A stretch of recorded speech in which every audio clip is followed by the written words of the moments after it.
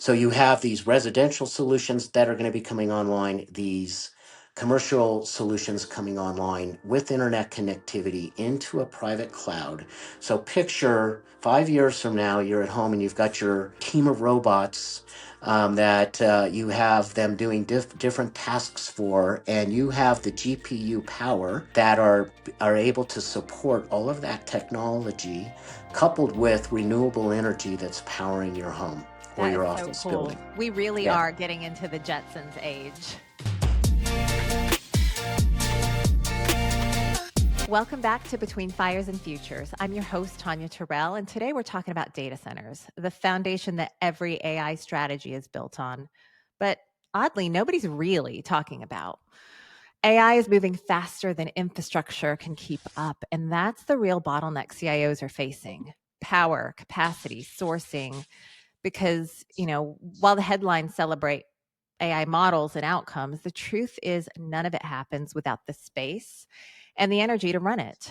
My guest today, Joel St. Germain, has been leading in this world for over 2 decades. He founded Global Consulting Group, representing hundreds of providers and thousands of data centers worldwide.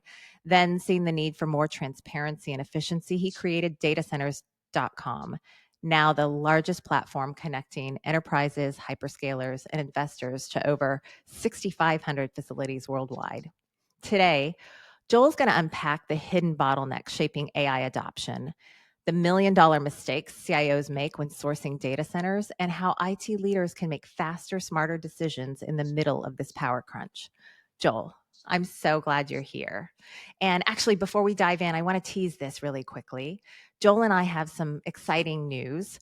Datacenters.com and technologymatch.com have formed a strategic partnership really to make infrastructure sourcing simpler and smarter. And I'll share more about that later in the episode. But first, let's dive into this power crunch that IT leaders really just can't ignore right now. Because, Joel, every IT leader we talk to feels the squeeze.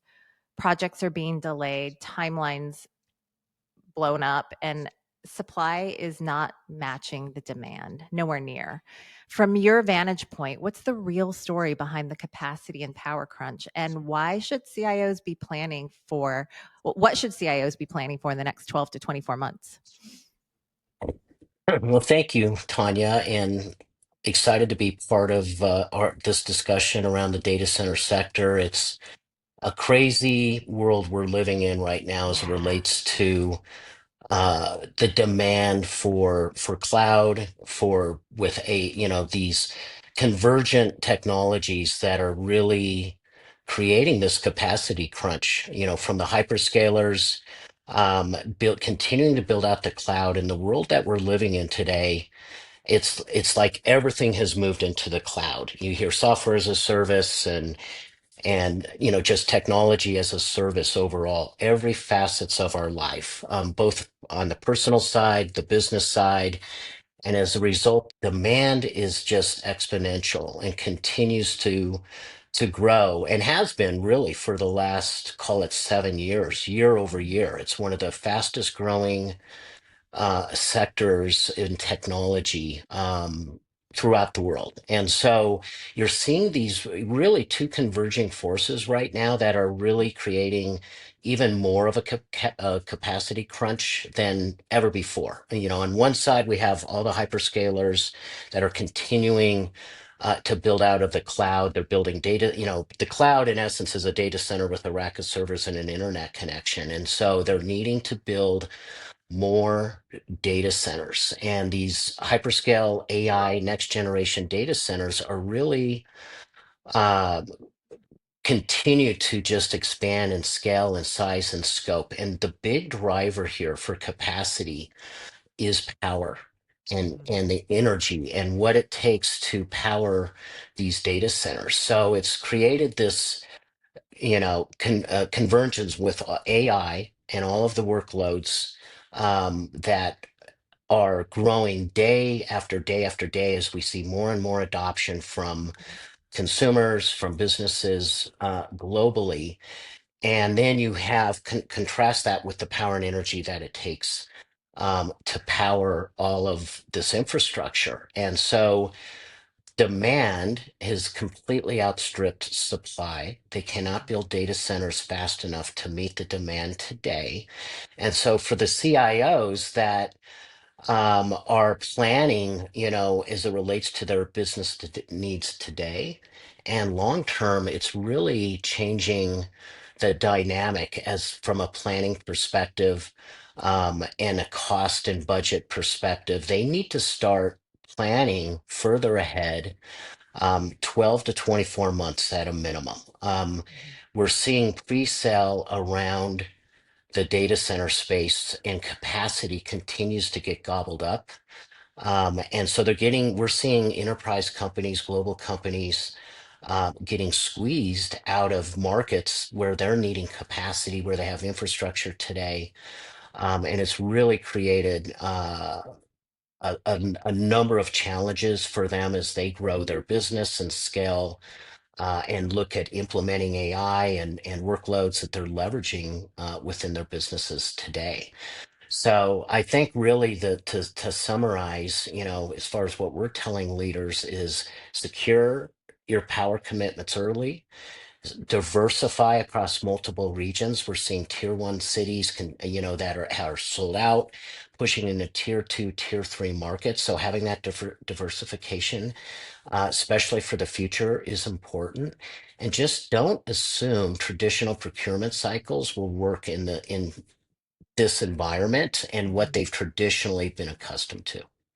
Yeah. Wow. Yeah. I recently read McKinsey said the AI driven demand for data center space is exploding and supply just can't keep up. And it's not really even about price anymore. It's about whether the capacity even exists. So, what Mhm. you're saying is CIOs who aren't planning 18 or 12 to 24 months out are already behind. They are, yeah, they are, Yeah. and the outcome of that is they're not able to secure the space, the power that they need for expansion. Yeah, yeah, that makes sense. I wasn't aware until I started doing the research as a result of our Mhm. partnership. I wasn't aware that it was really, that far out. They had to look and plan because everyone's racing to bolt AI onto the business. But the truth is, most organizations aren't infrastructure ready. So, where are IT leaders fooling themselves when it comes to AI enablement, and what blind spots could derail them aside from like these? We're not looking at traditional procurement cycles.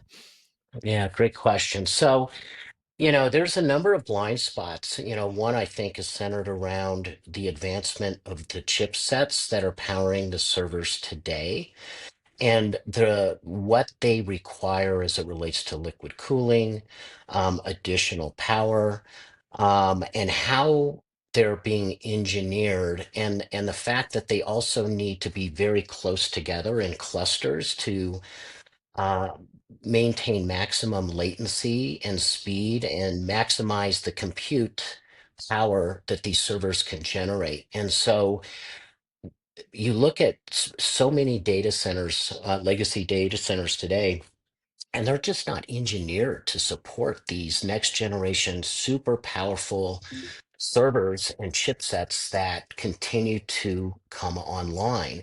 So the NVIDIAs of the world that are really have been leading the charge in this over the last few years are really advancing at a much rapid rate Mhm. versus the data center infrastructure itself and how it's engineered today.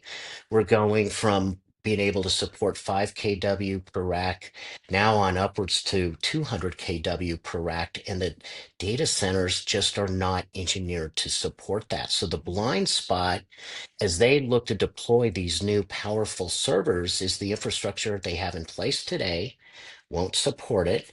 And so then they're having to go out and figure out, all right, how do I solve for this? Mhm. And where can I deploy these servers? Sometimes they're stuck having to use older servers and chipsets, to try to meet the needs of the business. Or they're having to spread these servers out across a larger space within the data center based on power limitations of the data center itself, cooling limitations of the data center itself, which then is then impacting performance of the servers Mhm. and the compute power that they've paid for. So it's really a huge gap and blind spot that most of these CIOs just don't. It's more of this reactive mode, and they're Mhm. versus being proactive and really recognizing this, and Yeah. then having to try to figure out, okay, how am I gonna solve for that? And then I think the other really important blind spot to highlight here is just infrastructure costs, Mhm. and power costs, and how the acceleration of increase in demand is driving higher pricing, and not having that baked into those budgets, Mm. and kind of getting whacked on the side of the head, and like, okay, we just run out of our budget, but we're not able to secure what we need from an infrastructure perspective, to be able to support the initiatives of the business. And Right. we're seeing a lot of businesses trying to adopt AI, inference and agentic AI, and implementing that as tool sets for within their business units. And so that's, blindly they're realizing some of the outcomes as a result of that, and Yeah. having to That solve for that. that makes sense. And the truth is, even before the age of AI, we were hearing this anyway with regards to just cloud costs, right? That they were getting surprises on their Azure AWS bill. And so AI really is just amplifying that. Um, and really what I hear you saying is IT leaders can't think of AI as just another workload. It's really a shock to the whole system. And Yeah. leaders who assume their existing setups can absorb AI are really in for a rude awakening. Yeah, and that there's pros and cons to it. And um it's just, I think everyone is so excited about AI and Mhm. what it can do for their business, and the productivity gains that are Yeah, realized, but then that comes at a cost right. on the other side as well. Yeah, And they are solving for it, and it's there's ways of getting around it, but pre-planning and really understanding what those blind spots are, is yeah. super important. Yeah, so let's talk about that for a minute because Hmm. what you're saying is power is the new currency. Deals don't get done without it. So can you talk a little bit about why utilities, permitting, energy access, these are not back office issues anymore, but they're really board level strategy drivers. I feel like that's what I am hearing you say. Yeah, 100%. They are board level discussions and strategies, because one, they're having to increase budgets, Yeah. to accommodate these price increases. Power across the board throughout the United States and globally Mhm. has really increased in pricing, and will continue to do so for years to come. And we're seeing the utility grids as a whole in all of these major data center markets at full capacity. And so the utility companies are having to invest in additional infrastructure to accommodate the growth, which doesn't happen overnight, to deploy the transformers and the substations and transmission lines and equipment needed to increase capacity, and the costs are in the hundreds of millions and billions of dollars to Mm, do so. So as a result of that, they're starting to pass some of that risk and capital onto the data center developers themselves. That is bleeding down into the data center providers. That's then bleeding down into the companies that are leasing the space within the data center. So everybody is having to pay more. So getting that board approval and them recognizing that uh, this increase in budgets is real and is going to be needed, to accommodate power costs, is super important. Um, and I think bottom line, in today's market, the power is the limiting factor. So without that, the data center isn't going to be able to operate and provide what is needed for that infrastructure. Yeah, that makes sense. I've actually, in preparation for our partnership and actually our launch next week, I've done a bit of research Hmm. into this. And so, forgive me as I geek out on some of the research, but it's just fascinating. It's so relevant. And I just Yeah. didn't know this world until we partnered. And it just seems like power is the real gatekeeper. And that same Business Insider article that I read reported that a third of data center operators say power supply is their number one concern. So you can have budget, you can have demand, but if the energy isn't available, that's got to be a concern, right? Yeah, it is. And it's really driving, these privatized, self-powering solutions, whether Mhm. it's, nuclear is definitely making a comeback, micronuclear to renewable energy and solar, battery storage, within these, renewable systems. And and then just private power plants that are being built throughout the United States. I mean, we've launched a new division within datacenters.com, datacenter energy.com, that really is aligning to all this privatized power solutions that are coming online. And it's a huge opportunity Mhm. uh, for the investment community as well, in helping build out the infrastructure that's needed to meet the demands. Yeah, yeah, I definitely want to talk more about that. But one thing that you just brought to mind is that constraints spark innovation. So, where have you seen Mhm. IT leaders get really creative about sourcing capacity, power, space? What lessons can others dial into from some of those approaches? Yeah. Well, I think when you look at public cloud and the hyperscalers overall, the Mhm. Amazons, the Microsoft, Azure, GCP with Google, the scale of the cloud, the public and private clouds continues to grow exponentially. And so one way they can get around the capacity is just to go lease to go lease the infrastructure. Mhm.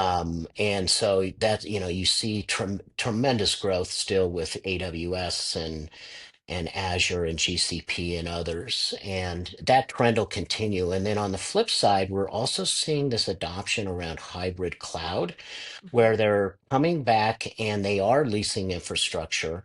The costs, call it repatriation of public cloud, is, this is another blind spot, right? As it Mhm. relates to what is my AWS bill going to look like for this upcoming Right. month. Okay. So datacenters.com sits at the nerve center of global demand, watching signals in real time across industries and geos. So you're really, in a prime position to see the data most CIOs miss if they're only looking at their own organizations, right? So what trends are you seeing in the data from your place of visibility at datacenters.com?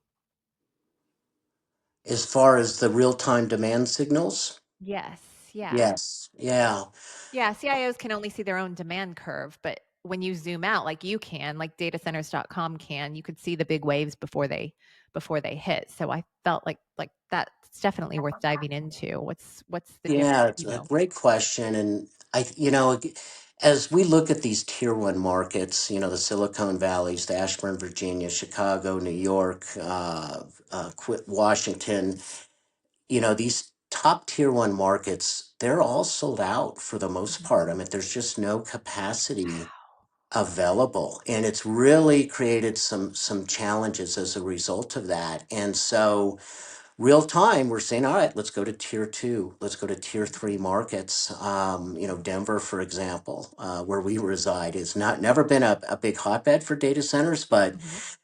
again, we're almost sold out in this city, and we're Wow. seeing this across the board. And so, um, you know, it's you know they're forced to have to go to different markets, some of which they don't really want to be in, but they don't have a choice because that's where Right. they're able to get capacity. Yeah. And then on the flip side, you're seeing these, AI driven land grabs that, the hyperscalers are jumping into. And so when any new capacity comes online, it's being pre-sold. I mean, the data center hasn't even opened yet, and they're already securing Wow. capacity, a Yeah. year before they're even able to move in.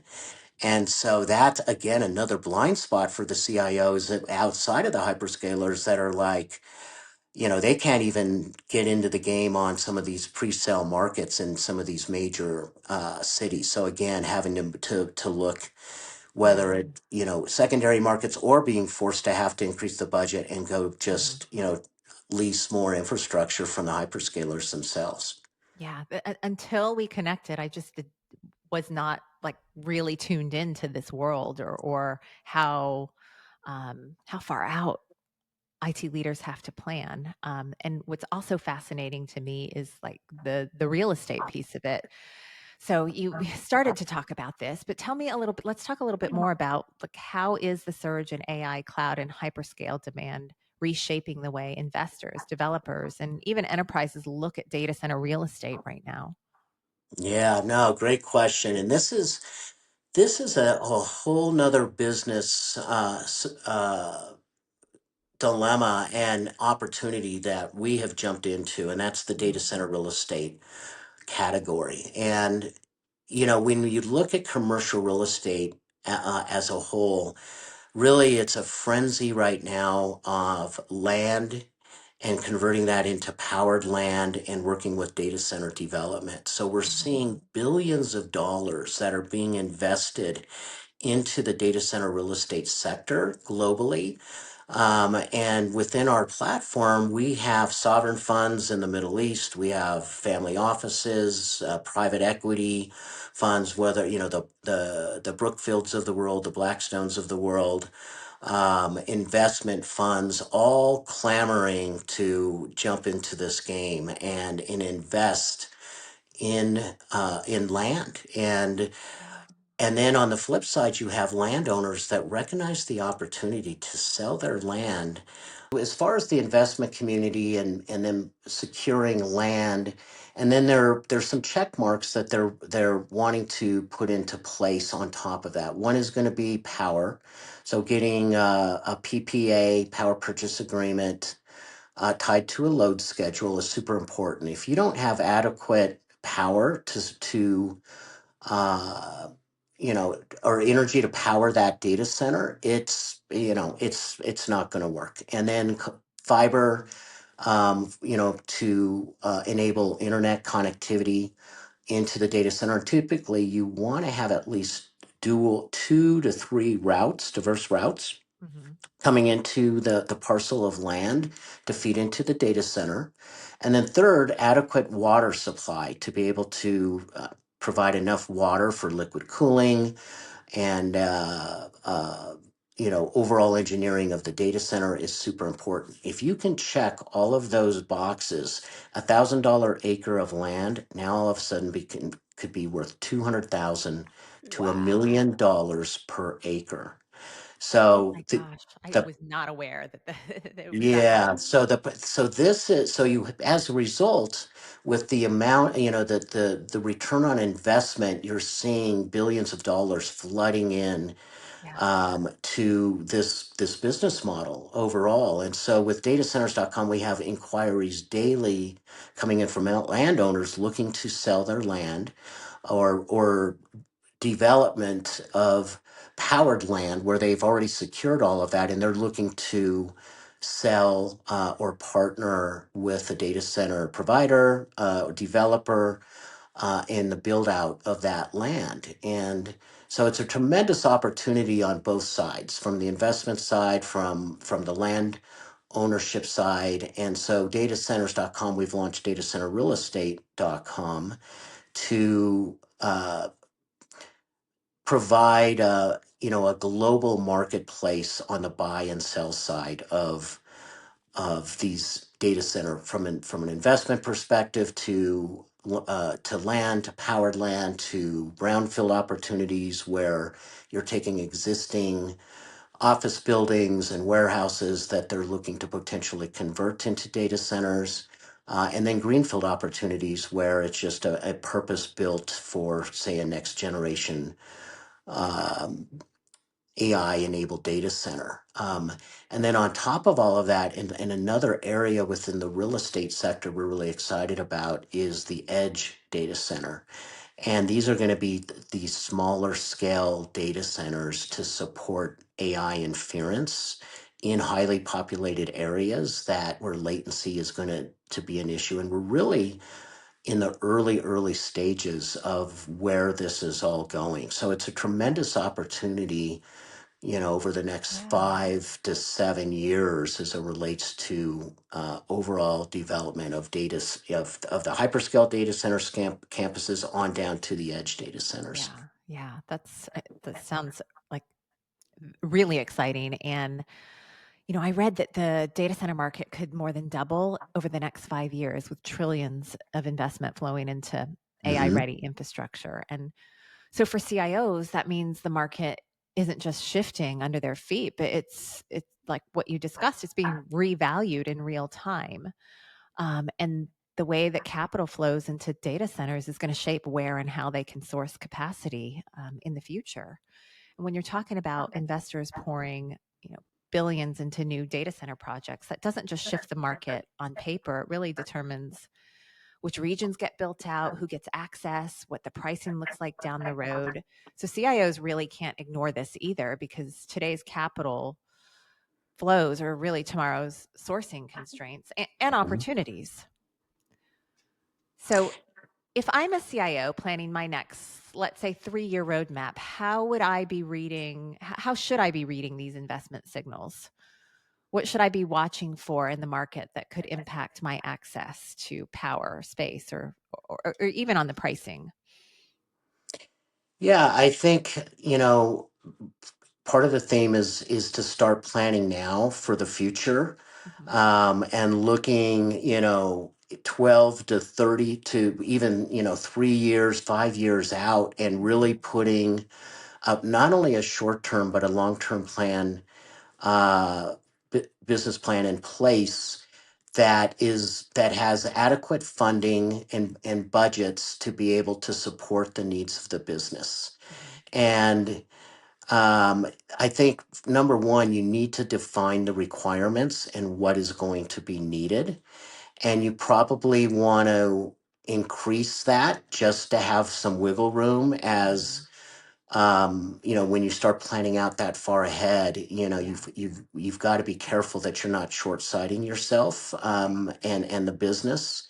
And you really need to align the IT departments, your finance department, procurement, all at the start and unify that to truly put together the right plan and accurate plan that are going to meet the needs of the business. And you need to move quickly.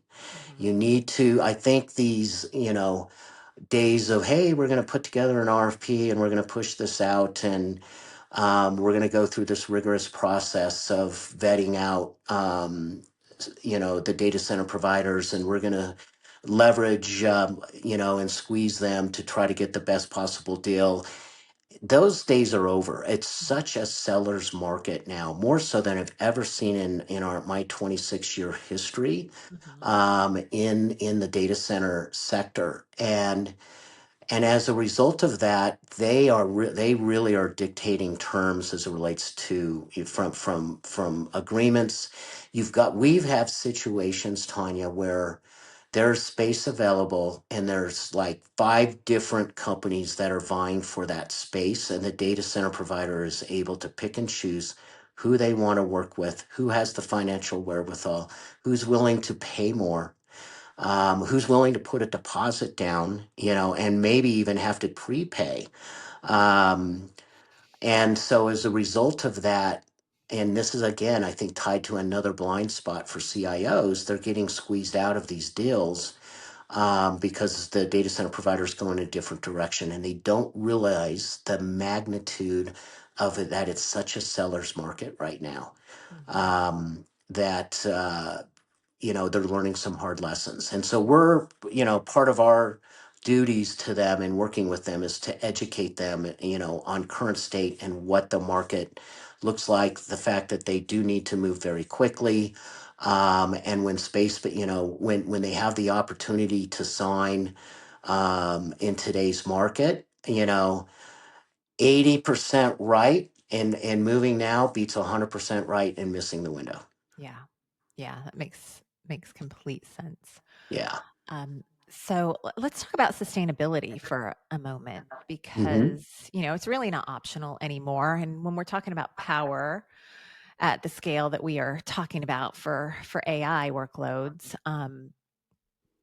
it isn't optional, but neither are hitting your performance and cost goals. So how are the top IT organizations actually pulling that off?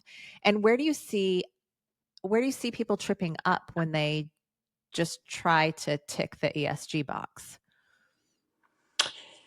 Yeah, that can be a bit tricky. Mm, And I think in a perfect world, being able to embed sustainability into their infrastructure, around the environment and the sustainability is attractive, but can you actually pull that off because mhm, of the capacity constraints, because you're limited in choice? Some of these locate data center locations just don't have the sustainability built in now. However, a lot of the newer developments that are coming online do, right? And mhm, you're seeing solar really being a big part of that. And these solar farms are being built out. You're seeing these hybrid powered solutions that are being implemented by the data center providers themselves, that these companies, when they're leasing space, are able to take advantage of. Whether it be natural gas, whether it be traditional utility grid, whether it be solar, hydropower is really preferred, but limited. And you look at markets where hydropower is an option, they're all sold out. mhm. And so it's a difficult dilemma based on what's available out there. However, in a perfect world, if they can deploy and build out their own infrastructure, renewable energy solutions as a hybrid, especially with the larger global companies that might be building out their own data centers or taking down, huge swaths of space in a particular data center where they're able to secure land on the side and build out more, solar and other renewable energy sources. Um, that becomes very attractive, and then we're really seeing this emergence of modular energy units Mm, that are coming online, that can be, picture a big large air conditioning unit that could be deployed on top of a data center, mhm. or alongside securely, that'll able to reduce energy costs up to 40% of how it's utilized today, and being able to repurpose that power in a much more efficient manner. We're seeing tremendous growth around these types of solutions that are coming online and really adding to the whole sustainability story. Yeah, that's so cool. It'll be really cool to sort of watch and witness what comes along in response to all of this. Um, so I want to shift over to the sort of the strategy and execution gap because my biggest takeaway from what you're saying right now is how important it is to plan now for Mhm. 1, 2, maybe even 3 years from now, and how urgent it is to act now, to secure that power, that space, that uh, for whatever AI initiatives are coming up on the horizon.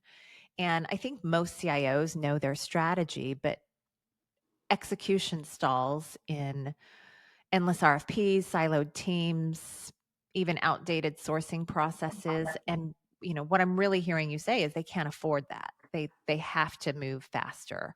So what would you tell IT leaders who need to move faster without blowing up alignment? No, it's a you got to have that real conversation with them, and I think this again ties back to starting at the very top with the board on down to the executives, and I think I would tell these IT leaders, the folks that are on the front lines, that you need to set expectations with the executive team and with the board of what is going to be required and what's going to be needed in order to be able to execute Yeah. on securing capacity Mhm. and space. And it's really come to light, I think, more so over the last 6 months than it ever has, because I think most of the time it's been for the engagements then what in the trends that we're seeing, they're just not prepared, Tanya, for it. I mean, as a whole, the C-level suite, it's an eye opener for them. Yeah, they're hearing about it, but then all of a sudden that now they're immersed in it, and they're not getting the outcomes that they're looking for. Mhm. So I think it's super. I would say the number one thing is, we're engaged with uh these decision makers, is they just need to prepare to move quickly. They need Mhm. to recognize what the market is, what is real, and have a plan in place so that way when they're able to secure the space and the power, they're ready to move immediately. And they have to also let legal know, hey, we're going to need to we can't be going back and forth with a bunch of red lines here, because we've Right. seen deals fall through where somebody comes in and they just, as much as I hate to say it, are just going to sign the contract on Mhm. terms that, in a perfect world, they wouldn't want to do, but they realize they have to. And more times than not, they've already been burned, and Mhm. so now they're getting a second or a third at bat, and now they're like, okay, we're just going to go Yeah. sign this deal, where the two or three other companies that are vying for that space are just too slow. Yeah. Yeah, makes sense. Yeah, read a McKinsey report that said new capacity build outs take 18 to 24 months, and then permitting and approvals can drag that process down even further. So now we're talking 2+ years out, and the CIOs who are going to win are the ones who just kind of cut through all the noise and find ways to move faster inside that current reality. Yeah, And then, my other big takeaway is that executive buy-in, the board buy-in, like getting that at the beginning so that there isn't that red tape when it comes time to sign the deal. yeah, 100%. So if you could stop every CIO before they sign their next colo or data center deal, and just pause. I know we don't want to pause. We want to move fast. But if you could stop them for a second, what's the $1 million mistake you'd warn them about? The thing most leaders don't see until it's too late. Um, but like, let's give this to them now so that they can act fast and move fast when the time comes. Yeah, there's it's literally, I would call it more of a multi-million-dollar mistake, because Oh, we're talking big dollars yeah. here. And there's really two pieces to this: power, which is leading the charge, number one; number two, infrastructure. Cost for servers and the infrastructure, that creates another challenge, on the infrastructure side, is sourcing what is needed for the infrastructure. Trying to secure these next generation servers, sometimes it could be a 6 month to a year wait to be able to even be able to get the equipment. And Mhm. time is money, right? So that Yeah. starts stacking up on top of itself. And then just the cost of power.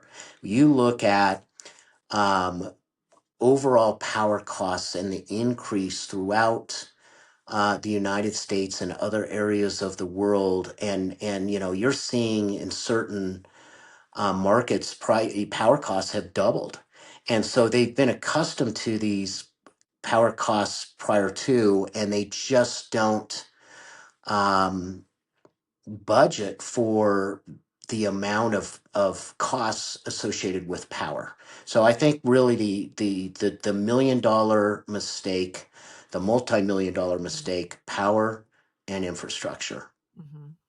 Yeah. Yeah, and the truth is those mistakes don't show up on day one, right? By the time they surface, the budget damage is already done. So, um, going into that aware and proactive is key. Yeah, not only current state, Tanya, but I think in the future as well. I Yeah, meant yeah. just you look over, the next year and what these servers and the cost for that equipment is going to be. And same with power costs. It's going up year over year over year. Mhm. So not forecasting price growth around power and infrastructure is also something that they need to really be sensitive Yeah. to. That's such a good point. Yeah, thank you for pointing that out. Okay, Mm-hmm. so despite all the constraints, where are you seeing leadership move the needle, whether it's innovation, agility, or new ways of thinking about infrastructure? Like, what gives you hope about where this industry is headed now? Yeah, it's moving at such an accelerated pace, and Mhm. we continue to see tremendous innovation around liquid cooling, modular data centers, direct to grid renewable energy and different solutions that we talked about earlier. A lot of this just didn't exist, a few years ago, and is really coming online in mainstream and driving these next generational data centers. And I really see, I think the hyperscalers have been really predominantly driving these huge next generation AI enabled data center campuses.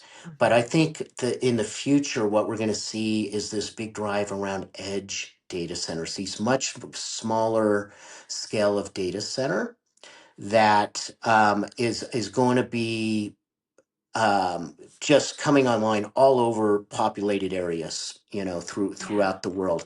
And what does that look like? Well, it could be as call it a modular data center. Picture a semi truck Mhm. that is a purpose built uh, data center, all housed in the size of a semi truck that has robotics, that Wow, that's so has cool. liquid cooling, that has all the infrastructure already built within it that can be drop shipped into a warehouse or into a cornfield out in the middle of uh, you know the Midwest, for example, Mhm.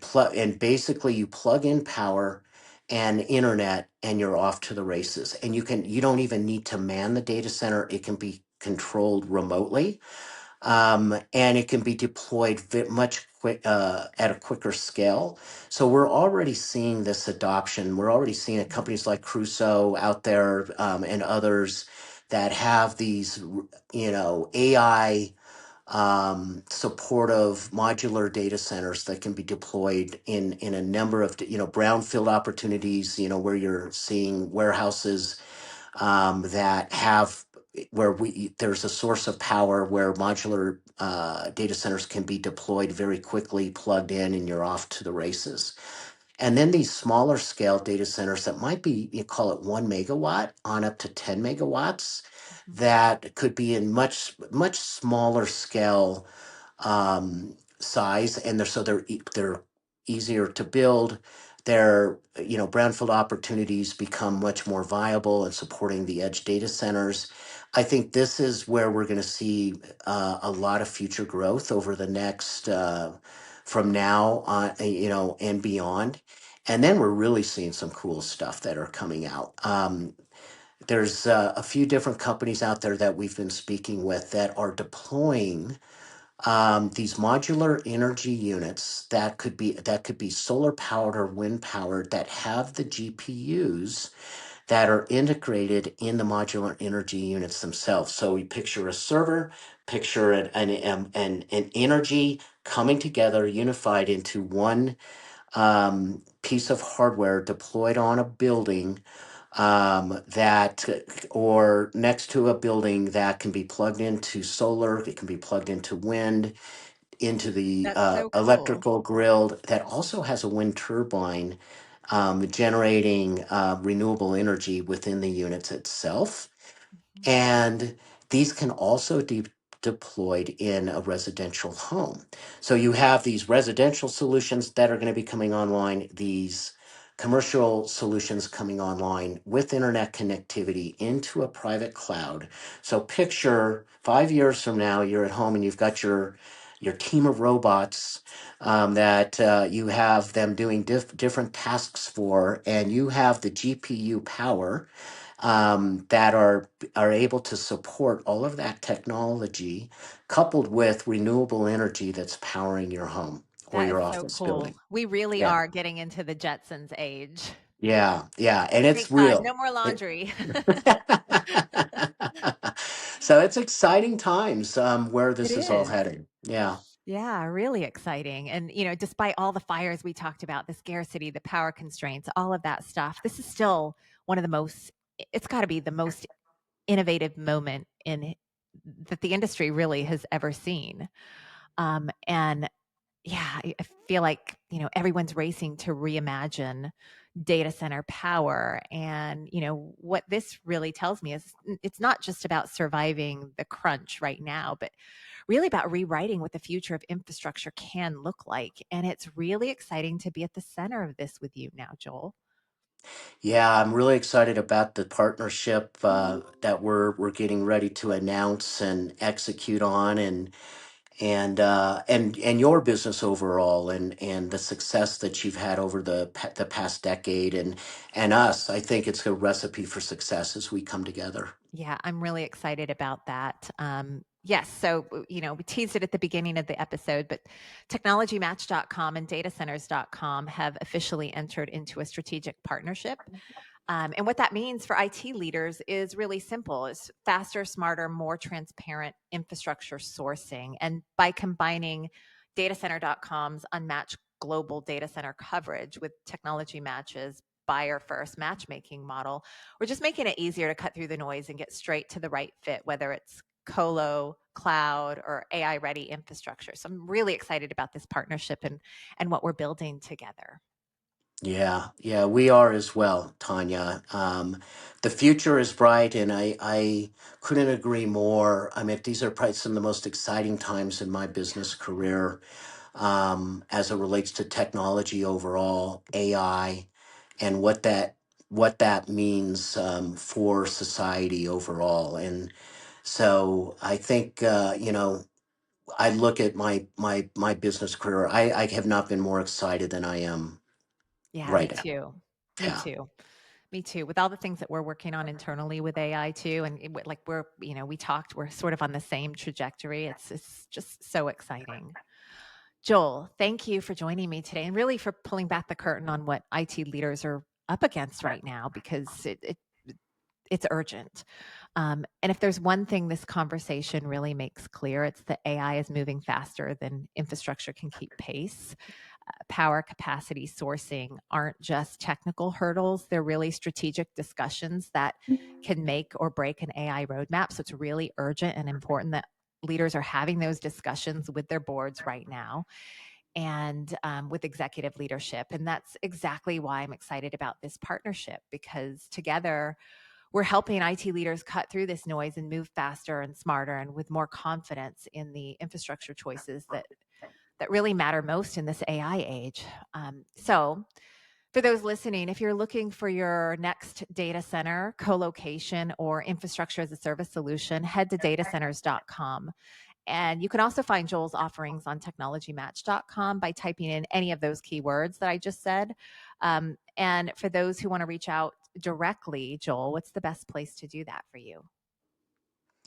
Yeah, just engage us within datacenters.com, and we have a team of people. We're 24 by 7. We're also AI enabled to support the needs of businesses throughout the world, and seeing tremendous growth with the business overall, and with the demand. And we are tied to every data center provider in the world. It's some of the largest databases. If you're a tier two or above data center, we have a team of people that are researching that, engage, onboard, and add that to the platform. And it's very dynamic in nature as we continue to see so much activity around M&A and data center development overall globally. So committed to serving the needs of businesses worldwide. Thank you. Thanks for sharing all of this incredible insight. I learned so much. I started to really research this space, and it's just been really eye opening. I wasn't aware of just the scarcity, and I really appreciate you just sharing this knowledge and insight. So, if infrastructure is on your roadmap this year, next year, the year after, anytime, it's time to act now. And I hope today's conversation gave you the clarity, urgency, and maybe a few ideas you can act on right away. Until next time, this is Between Fires and Futures.